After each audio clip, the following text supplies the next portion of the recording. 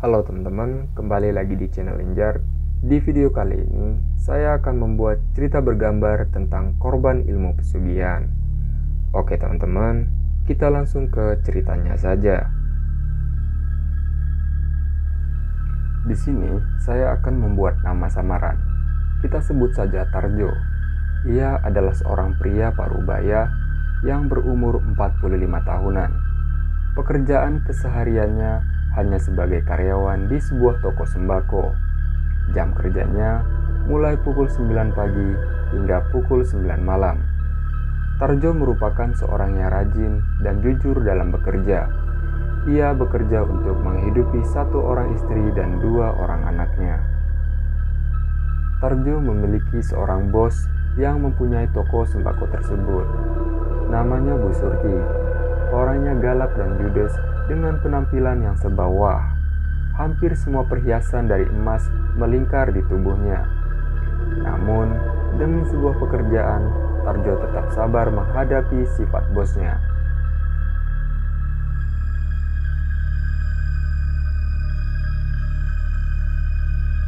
Tarjo bekerja di toko milik Bu Surti baru 3 bulan.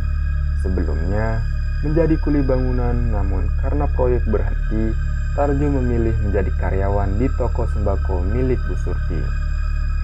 Kebetulan saat itu toko sembako tersebut sedang membutuhkan karyawan, karena karyawan sebelumnya yang merupakan tetangga Tarjo meninggal secara mendadak setelah makan siang di toko tersebut.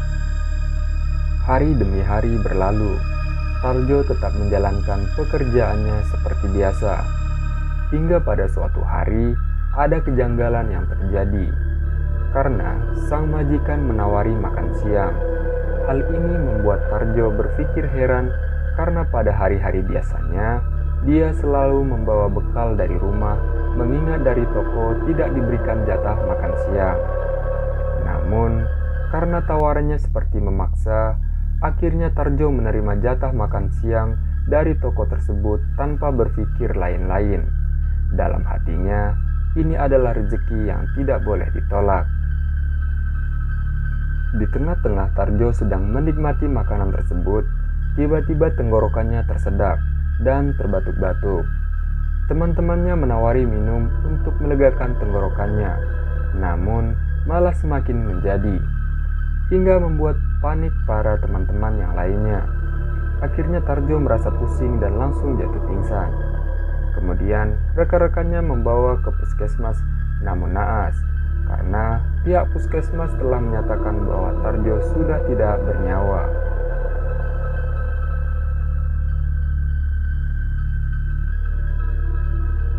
Teman sepekerjaannya heran, sekaligus masih belum bisa menerima kenyataan bahwa temannya meninggal hanya karena tersedak. Wallahu a'lam. Allah Maha Kuasa mencabut nyawa dari mana saja. Begitulah gumam salah satu temannya yang nimbrung saat ikut melayat di rumah duka. Hari itu juga, jenazah Tarjo dimakamkan dengan tangisan para keluarga dan kerabat, karena Tarjo dianggap sebagai pria yang sopan dan santun. Hingga pada hari ke-7, saat keluarga mengadakan kenduri untuk mendoakan almarhum Tarjo, namun tiba-tiba sosok laki-laki berpakaian serba putih compang-camping mendatangi acara tersebut. Dengan kaget, seluruh warga yang saat itu sedang kenduri berteriak dengan perasaan takut. Namun ternyata yang datang adalah Tarjo, warga desa yang meninggal 7 hari sebelumnya dan sedang dilakukan acara kenduri. Salah seorang kiai dan sesepuh desa akhirnya berdiri dan menyapanya. Ternyata memang benar-benar nyata dan bukanlah sosok hantu yang kembali, melainkan Tarjo. Lalu keluarganya memintanya untuk mandi dan mengganti seluruh pakaiannya. Masih pada malam itu juga, selesai mandi, Tarjo menceritakan semua kisah yang dialaminya selama ini. Dimulai dari makan di toko sembako Bu Surti, kemudian tersedak dan tidak ingat apa-apa, hingga kejadian aneh yang dialaminya sampai ia kembali ke rumahnya. Tarjo menceritakan bahwa tiba-tiba ada orang yang membangunkannya dan berkata, "Bangun, ikuti saya." Begitu bentaknya sambil menyeret kaki Tarjo entah di mana. Tempat yang belum pernah ia tahu sebelumnya. Tidak ada pepohonan, semua serba warna kemerahan. Dalam hatinya, apakah ini akhirat? Ia bertanya dalam hati. Ingin sekali ia tanyakan kepada sosok yang menyeretnya, namun ia urungkan. Sebab Tarjo tak berani menatap mukanya yang seram dan kejam. Selama perjalanan, ia melihat beberapa orang manusia lalu lalang dengan tampang lelah, seperti ada yang bekerja entah memikul sesuatu, ada pula yang menjadi penarik kereta, bertugas tiduran di depan WC hanya untuk menjadi keset, namun ada pula segerombolan manusia yang dicambuki sampai berdarah. Di sana, Tarjo mendapat tugas sebagai pembersih WC. Jamban yang bentuknya sangat aneh. Belum pernah ia melihat jamban begitu besarnya. Ia bekerja tanpa henti. Mendapat jatah makan hanya 1 kali, namun Tarjo tidak pernah mau untuk memakannya. Karena yang dilihatnya bukanlah nasi, melainkan sekumpulan belatung. Akan tetapi, orang-orang yang ada di situ lahap saja memakannya. Melihat kejadian tersebut, ia teringat cerita seorang kiai yang pernah mengisahkan tentang tumbal dan ilmu pesugihan. Dirinya kenapa tidak langsung ke akhirat? Kenapa malah justru menjadi pelayan para iblis? Ia baru tahu dan sadar, ternyata selama ini ia dijadikan tumbal oleh majikannya yang tak lain adalah Bu Surti sendiri, yang sampai tega mengorbankan karyawannya demi kekayaan di dunia.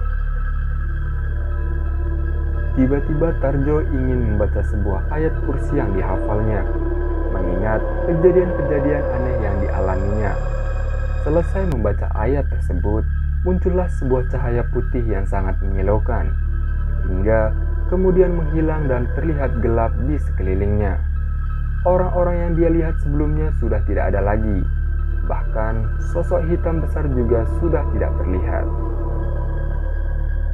Dengan pelan, Tarjo mengawasi area sekitar dalam keadaan remang-remang. Seperti tidak asing, dia juga melihat ada sepotong kayu tertancap di tanah dengan tulisan namanya. Akhirnya dia mulai memahami bahwa dia berada di sebuah pemakaman desa. Dia juga masih bingung kenapa dia di sana. Dengan pelan-pelan dan lemas, dia melangkah menuju rumahnya karena sudah 7 hari tidak makan dan minum. Hingga sesampainya rumah, dia melihat banyak warga yang sedang melaksanakan kenduri.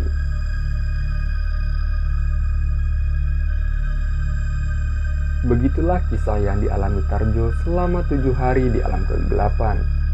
Karena penasaran, salah seorang warga menuturkan untuk mencoba menggali makam Tarjo yang dulu ia kebumikan. Diikuti persetujuan kepala desa dan ustadz setempat, hingga keesokan harinya makam Tarjo pun digali. Dan ternyata Allahu Akbar. Orang-orang bertakbir disertai tangisan beberapa orang yang hampir tak percaya. Yang ia lihat di lubang kuburan yang ia gali adalah pelepah pisang.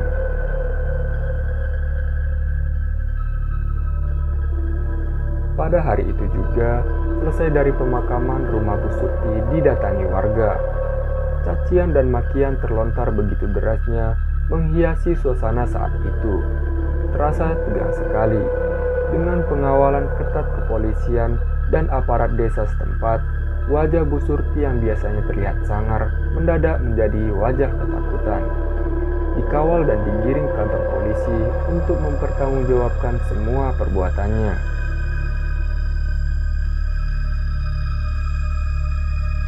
Namun menurut kabar yang beredar, selang 1 bulan kemudian Bu Surti meninggal mendadak di lapas. Menurut keterangan saksi 1 tahanan dengannya, sebelumnya Bu Surti mendadak tersedak lalu meninggal.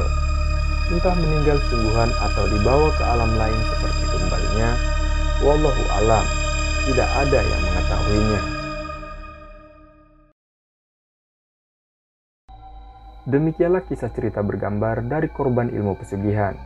Semoga cerita misteri ini dapat menjadikan diri kita agar tetap bersyukur dan bertawakal kepada Tuhan Yang Maha Esa.